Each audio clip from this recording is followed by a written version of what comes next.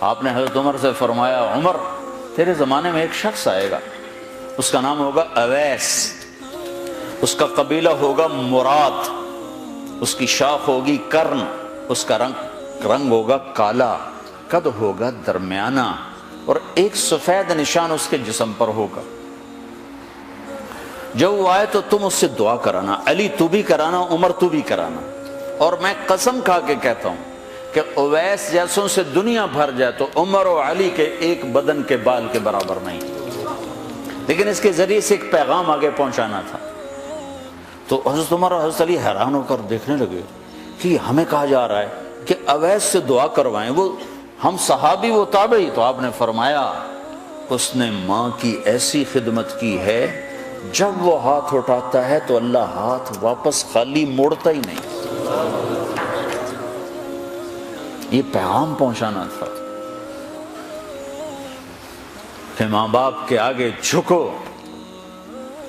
جس دیش میں آپ رہتے ہیں یہاں کام کی رفتار بہت تیز ہے، ماں باپ اگر موجود ہیں تو کم ہی کچھ نصیبوں والے ہیں جن کو کچھ اولاد کی خدمت ملتی ہے، ورنہ دیواروں کے ساتھ ہی زندگی گزر رہی ہوتی ہے۔ تو عمر رضی اللہ عنہ جب خلیفہ بنے تو ہر سال حج کرتے تھے، ہر سال ان کو ڈھونڈواتے۔ اب مجھے یہ نہیں پتا درمیان کے کوئی سال ہوں گے کہ ایک سال آپ نے حج پر سارے حاجی اکٹھے کر لیے، ایسے اپنے سامنے کا کھڑے ہو جاؤ بھائی، سب کھڑے کر لیے، کہنے لگے بیٹھ جاؤ سارے یمن والے کھڑے رہو، تو سارے بیٹھ گئے، یمنی کھڑے رہے، کہ سارے یمن والے بیٹھ جاؤ، قبیلہ مراد والے کھڑے رہو، تو سارے یمنی بیٹھ گئے، مراد والے کھڑے رہے۔ اس سال میں یمن گیا جماعت میں تو اویس کرنی کے گاؤں گیا، ان کی جگہ پیدا ہوئے، جو ان کا قبیلے کے لوگوں سے ملا، اس علاقے سے گزرا، دیکھا کہ اچھا یہاں وہ ہستی پیدا ہوئی تھی۔ خشک پہاڑ ہیں، بالکل خشک پہاڑ۔ پھر آپ نے کہا مراد والے بیٹھ جاؤ، قرن والے کھڑے رہو، تو صرف ایک آدمی باقی بچا۔ تو آپ نے اس سے پوچھا تم قرنی ہو؟ کہ جی ہاں۔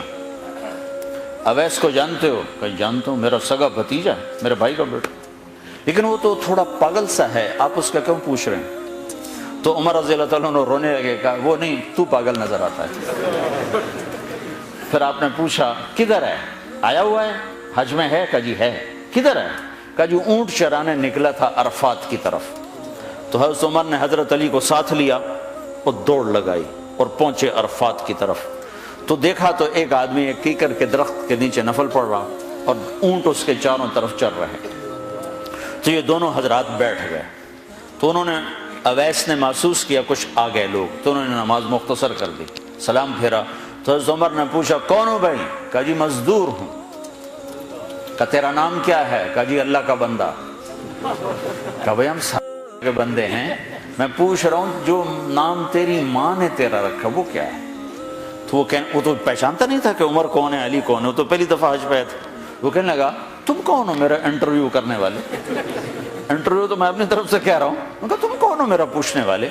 تو حضرت علی بولے یہ امیر المومنین ہیں عمر بن خطاب اور میں ہوں علی بن ابی طالب۔ پھر وہ ایسے ایک دم گھبرائے، دونوں کو سلام کیا، میں معذرت چاہتا ہوں میں نے پہچانا نہیں۔ تو عمر رضی اللہ عنہ نے فرمایا ہاتھ اٹھا، ہاتھ اٹھا۔ برمنگھم والوں کو پیغام پہنچے کہ ماں کی خدمت کیسے کی جاتی، کہ عمر جیسا ہاتھ اٹھوا رہا ہے، علی جیسا، علی جیسا۔ تو وہ کہنے کہ میں آپ کے لیے کیسے ہاتھ اٹھاؤں، میری اوقات ہے کہ میں آپ کے لیے دعا کروں؟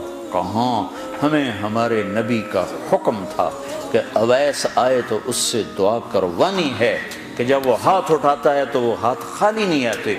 کس وجہ سے؟ تہجد، جہاد، تبلیغ، ذکر، تلاوت، تسبیح، حج، عمرے، نمازیں، روزے، ذکر، تلاوت۔ کس وجہ سے؟ نہیں، ان میں سے ایک وجہ بھی نہیں، ماں کی خدمت کی وجہ سے۔ پھر ایک اور جگہ آپ نے فرمایا کہ لوگ جب جنت میں چلیں گے تو اویس بھی چلے گا، جب جنت کے دروازے پر پہنچے گے تو اللہ تعالیٰ فرمائیں گے اویس کو روک لو، باقی کو جانے دو۔ تو اویس گھبرا جائیں گے، کہیں گے یا اللہ مجھے کیوں روک لیا ہے؟ تو اللہ تعالیٰ فرمائیں گے ٹھہر جاؤ، جانے دو ان کو۔ ہاں بھائی، اب یہ سامنے جہنم کے لوگ کھڑے ہوئے ہیں، تو شفاعت کر، تیری تو فعل لاکھوں انسانوں کو جنت میں ڈالو، تجھے اس لیے روکا ہے کہ تو شفاعت کر، جدھر تیری انگلی اٹھتی جائے گی ان کے لیے جنت لکھتی چلی جائے گی، ان کے لیے جنت لکھتا چلا جاؤں گا، جدھر جدھر تو انگلی اٹھائے گا۔ صرف پونڈ ہی سب کچھ نہیں، مائیں بھی بہت کچھ، صرف پونڈ ہی سب کچھ نہیں ہے، باپ بہت کچھ ہے۔